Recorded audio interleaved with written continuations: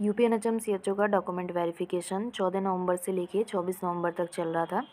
अभी आज है 25 नवंबर, डॉक्यूमेंट वेरिफिकेशन हो चुका है। बहुत सारे कैंडिडेट को बोला गया है कि आप रिजेक्ट हो जाओगे और बहुत सारे कैंडिडेट को अभी रिजेक्ट नहीं बोला गया, तो उन्हें भी डाउट है कि क्या वो रिजेक्ट हो जाएंगे।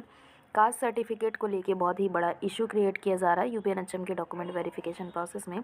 कौन कौन से लोग हो सकते हैं रिजेक्ट और कितने लोग मैक्सिमम हो सकते हैं रिजेक्ट, जैसे कि भी 2800 वाली जो वैकेंसी थी सीएचओ में, उससे मैं इस वैकेंसी को कंपेयर करने वाली हूँ कि उस टाइम में कितने कैंडिडेट रिजेक्ट हुए थे और कितना वेटिंग लिस्ट आया था। इसमें भी यही मैं बताने वाली हूँ कि कौन कौन से कैंडिडेट होंगे रिजेक्ट, कितने लोग मतलब नहीं कर पाएंगे ज्वाइन और कितने लोग हो रहे हैं रिजेक्ट, ये भी बताऊंगी। रिजेक्शन लिस्ट कब तक आएगी और रिजेक्टेड कैंडिडेट क्या करें, मतलब कि जो रिजेक्टेड हो चुके हैं क्या उनका दोबारा से सिलेक्शन होने का चांसेस है वेटिंग में, ये भी मैं बताने वाली हूँ। ट्रेनिंग कुछ लोग पूछ रहे थे कि मैम अभी तो डीवी हो चुका है, ट्रेनिंग कब से होगा। इसके अलावा भी बहुत सारी चीज़ों पे मैं ये वीडियो में डिस्कस करने वाली हूँ, तो वीडियो को लास्ट तक ज़रूर देखें। अपना कमेंट ज़रूर करें क्योंकि मैं 80% कमेंट का रिस्पांस देती हूँ। आप बाकी अदर चैनल के हिसाब से कोई भी आप कमेंट करते हो तो आपको रिस्पांस नहीं मिलता। एकमात्र मेरा एक ऐसा चैनल है जो मैं हमेशा रिस्पांस करती हूँ, तो वीडियो को लास्ट तक ज़रूर देखें। फादर साइड का जो कास्ट सर्टिफिकेट है, जिस वजह से उन्हें रिजेक्ट किया जा रहा है कास्ट सर्टिफिकेट की वजह से, तो क्या वो करें कि दोबारा से उनका सिलेक्शन हो पाए, इस वीडियो में लास्ट तक ज़रूर देखें। तो welcome to the noble profession, myself आज साथ स्वागत करते हैं आपका हमारे यूट्यूब चैनल पे। अब मैं बात करूँ कि कौन लोग पहली बात रिजेक्ट हो रहे हैं। जिन लोगों ने डीवी करवाया होगा, दो ही टॉपिक या फिर दो ही मुद्दों पे जो यूपी एनएचएम का डॉक्यूमेंट वेरिफिकेशन हो रहा है, सारे सेंटर पे दो चीज़ से रिजेक्ट किया जा रहा है। पहला तो है ओबीसी का कास्ट सर्टिफिकेट, दूसरा है ईडब्ल्यूएस का caste certificate. Sorry, EWS certificate, EWS का कास्ट सर्टिफिकेट नहीं होता है। ईडब्ल्यूएस सर्टिफिकेट मतलब इकोनॉमिकल वीकर सेक्शन की कैटेगरी में जो कैंडिडेट आते हैं उन लोगों का भी। और तीसरी बात ये है कि पिता पक्ष का कास्ट सर्टिफिकेट नहीं है ऐसे कैंडिडेट के पास, जो लोग मैरिड हैं और शादी हो चुकी है। और लेखपाल जो होते हैं उन लोगों ने पिता पक्ष के तरफ से कास्ट सर्टिफिकेट बनाने से मना कर दिया। नहीं बन पाने की वजह से जो यूपी एनएचएम का डॉक्यूमेंट वेरिफिकेशन में कैंडिडेट को रिजेक्ट किया जा रहा है। ये एक छोटा इशू नहीं है, बहुत ही बड़ा इशू है। तो आपको क्या करना है ये मैं आपको इस वीडियो में ही बताऊँगी। तो ऐसा क्यों हो रहा है, जैसा कि आपने देखा होगा कि नोटिफिकेशन में अभी जो आपका डॉक्यूमेंट वेरिफिकेशन का लिस्ट आया हुआ, जो नोटिफिकेशन आया है वो उसमें भी, और फॉर्म भरने का जब आप एडवर्टीजमेंट देखेंगे तो उसमें साफ साफ लिखा हुआ है कि कोई भी डॉक्यूमेंट आप लगाएंगे, चाहे वो कास्ट सर्टिफिकेट हो चाहे कोई भी आपका सर्टिफिकेट हो, तो फॉर्म भरने की लास्ट डेट के पहले का होना चाहिए। मतलब कि आपके पास अगर ओबीसी सर्टिफिकेट है या फिर आपके पास ईडब्ल्यूएस सर्टिफिकेट है, तो फॉर्म भरने के लास्ट डेट के पहले का होना चाहिए और वैलिड होना चाहिए। ठीक है, 3 साल के पहले का नहीं। पहले क्या होता था कि यूपी में 3 साल ओबीसी का सर्टिफिकेट वैलिड होता था, एससी का सर्टिफिकेट लाइफ टाइम के लिए वैलिड होता था और ईडब्ल्यूएस का सर्टिफिकेट जो है वो 1 साल के लिए वैलिड होता है। लेकिन अब जो है एडवर्टीजमेंट में ही साफ साफ लिखा गया था कि आपको 1 अप्रैल के बाद का कास्ट सर्टिफिकेट लगाना था, 1 अप्रैल 2022 का। तो जिन लोगों का भी 1 अप्रैल से पहले का कास्ट सर्टिफिकेट है, अगर वो ओबीसी के अंदर में आते हैं या फिर किसी के पास ईडब्ल्यूएस सर्टिफिकेट है, वो 1 अप्रैल के बाद का नहीं है, तो उनको श्योर है रिजेक्ट किया जाएगा, 101% रिजेक्ट किया जाएगा। और कुछ प्रॉब्लम क्रिएट हो रहा है कि फादर साइड का कास्ट सर्टिफिकेट वो लोग रिजेक्ट कर रहे हैं। अभी मैं बता दूं कि रिसेंटली यूपीपीएससी में जो ज्वाइनिंग हुई थी उसमें भी साफ साफ लिखा था कि आपको पिता पक्ष का ही कास्ट सर्टिफिकेट चाहिए होगा।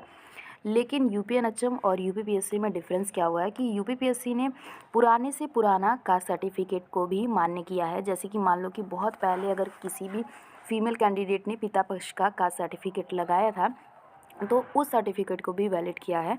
क्योंकि शादी के बाद क्या है, कास्ट सर्टिफिकेट हस्बैंड के साइड का बना है, लेकिन कायदे से नियम ये कहता है कि अगर एक गर्ल है तो जो पिता पक्ष का ही कास्ट सर्टिफिकेट वैलिड होता है, क्योंकि इसी से पता चलता है कि किस फैमिली में उसने जन्म लिया है। अगर कोई दूसरे रिलीजन में शादी कर लेता है तो कास्ट सर्टिफिकेट तो हस्बैंड साइड से बन जाएगा, लेकिन इससे ओरिजिनल जाति का पता नहीं लगेगा। इसीलिए ना गवर्नमेंट ने ये रूल निकाला है कि आपको हमेशा कास्ट सर्टिफिकेट पिता पक्ष का ही बना होना चाहिए।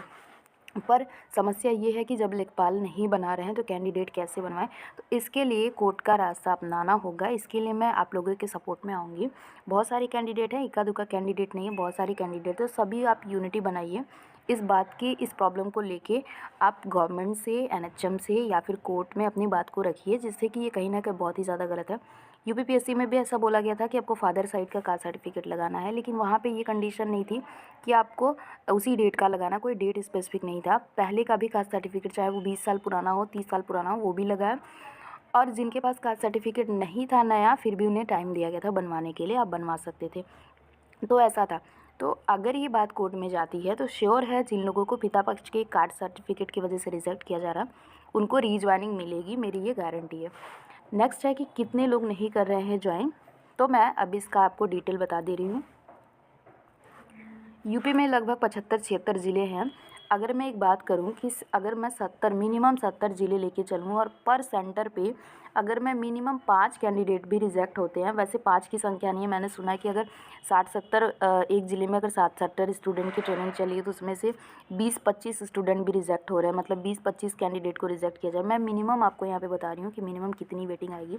अगर मैं 75 में से 70 ज़िलों की ही बात करूँ, अगर उसमें 5 कैंडिडेट भी रिजेक्ट हो रहे हैं तो आप देख सकते हैं कि 350 ऐसे कैंडिडेट होंगे जो रिजेक्ट हो जाएंगे, मतलब 350 सीटें आपकी खाली होगी। दूसरी बात है, अगर मैं ऐसा CHO एक ऐसा जॉब है जिसको बहुत सारे लोग बॉन्ड की वजह से ज्वाइन नहीं करते हैं, या फिर कई लोग ऐसे होते हैं कि एग्ज़ाम दे देते हैं पर वो ज्वाइन नहीं करते हैं। तो अगर मैं ये भी मिनिमम लेके चलूँ, अगर 70 ज़िले में ही चलूँ, वैसे तो 75-76 ज़िले, 70 ज़िलों में अगर 10 बच्चों ने भी अगर ज्वाइन नहीं किया, आप लोगों ने अगर ट्रेनिंग सेंटर ज्वाइन किया तो आप वहाँ पे पूछिएगा कि कितने लोगों ने ज्वाइन नहीं किया, कितने बच्चे रिजेक्ट हो रहे हैं। तो आप देख सकते हो कि 700 बच्चे ऐसे होंगे जो ज्वाइन नहीं करेंगे। ये मैं मिनिमम डाटा बता रही हूँ, ये बहुत कम अभी बता रही हूँ, अभी इससे ज़्यादा वेटिंग आएगा। अब मिनिमम वेटिंग अगर बात करूँ तो 1000 वेटिंग आपका मिनिमम आएगा। आपको पता होगा कि अभी जो 2800 का एग्ज़ाम हुआ था तो 2800 में 2 बार वेटिंग लिस्ट आई थी। तो उसमें आप पहली वाली जब रिजेक्टेड लिस्ट आई थी तो उसमें 200 कैंडिडेट को फर्स्ट लिस्ट में रिजेक्ट किया, 200 से भी ज़्यादा, लेकिन मैं मिनिमम बता रही हूँ कि 200 बच्चों को रिजेक्ट किया गया था। फिर उसके बाद दोबारा से जब वेटिंग लिस्ट आती है 1300 की, तो उस वाली वेटिंग लिस्ट में 80 बच्चों को रिजेक्ट किया था सेकेंड लिस्ट में।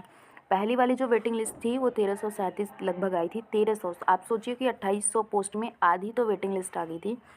फिर उसके बाद जब 1337 की वेटिंग लिस्ट आई तो उसके बाद से फिर रिजेक्शन लिस्ट जो 80 बच्चों का हुआ, 80 प्लस हुआ था, मैं 80 बता रही हूँ, 80 प्लस बच्चों का रिजेक्शन हुआ। तो उसके बाद से आधी सीटों पर फिर से थर्ड वेटिंग लिस्ट आई, मतलब सेकंड वेटिंग लिस्ट आई। लगभग 550 प्लस वेटिंग लिस्ट आएगी। तो आप एक रेशियो देखो कि 2800 वैकेंसी थी तो फर्स्ट वाली 1337 वेटिंग लिस्ट आई, फिर उसमें DV होने के बाद रिजेक्शन होने के बाद 550 वेटिंग लिस्ट आई। अभी भी कुछ लगभग 40 बच्चों की एक और लिस्ट आई हुई थी जिन्हें किसी वजह से रिजेक्ट किया गया था, तो उन्हें UR कैटेगरी में काउंट किया गया। तो लगभग आप देख सकते हैं कि 1000 वेटिंग लिस्ट जो है आएगी। अब मैं बताऊं कि रिजेक्शन लिस्ट कब आएगी, ट्रेनिंग कब स्टार्ट होगा।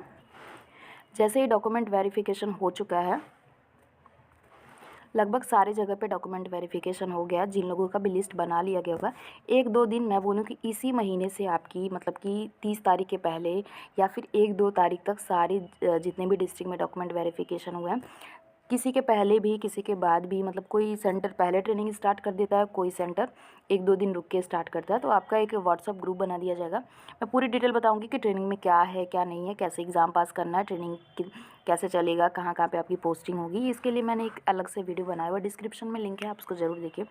अब आपका ट्रेनिंग स्टार्ट हो जाएगा। ट्रेनिंग आपकी 4 महीने चलेगी। उसके बाद जो भी प्रोसेस है मैंने वीडियो में एक्सप्लेन किया।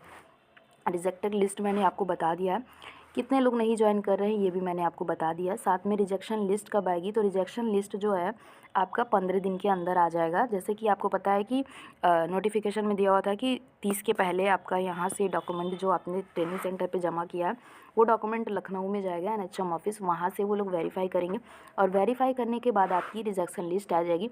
और रिजेक्शन लिस्ट यहीं से जितने लोग को रिजेक्ट करना होगा ये लोग लिस्ट बना के दे देंगे कि इनके पास ये चीज़ नहीं है, इस डेट की है, तो NHM ऑफिस में जाके वो रीवेरीफाई होगा। वेरीफाई होने के बाद वहाँ से रिजेक्शन लिस्ट आएगी। रिजेक्शन लिस्ट जो है वो सेंटर पे मेल के द्वारा भी जाएगी और ऑफिशियल साइट पे भी आएगी। 15 दिन के अंदर आपका रिजेक्शन लिस्ट आ जाएगा। अब जो बच्चे रिजेक्ट हो गए उनका क्या होगा, तो सबसे पहले आप रिजेक्शन में मेनली जो कैंडिडेट हैं वो OBC के कैंडिडेट हैं और उसके बाद से EWS की कैंडिडेट है, क्योंकि SC का कास्ट सर्टिफिकेट लाइफ टाइम के लिए वैलिड है तो उनके लिए कोई बात नहीं है। तो रिजेक्शन लिस्ट में जो OBC के कैंडिडेट हैं या फिर EWS के कैंडिडेट हैं तो उन लोगों को UR कैटेगरी में काउंट किया जाएगा।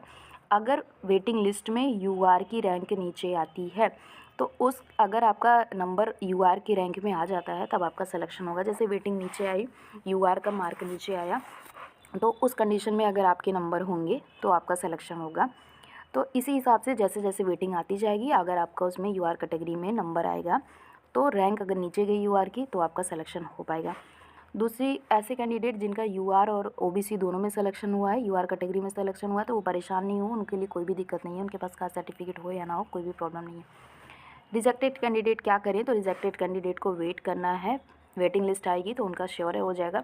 बहुत कम ही बच्चे ऐसे बचेंगे जिनका वेटिंग में भी नहीं हो पाएगा सिलेक्शन। अगर ज़्यादा कम नंबर होंगे, नंबर अच्छा है तो रिजेक्शन लेने से कोई भी प्रॉब्लम नहीं है। वेटिंग है 4 महीने या फिर जब भी आएगी तो आपका उसमें सिलेक्शन हो जाएगा। तो वो कैंडिडेट परेशान नहीं हो और यूपीएनएचएम की जो नई वैकेंसी आ रही है उसकी तैयारी करें।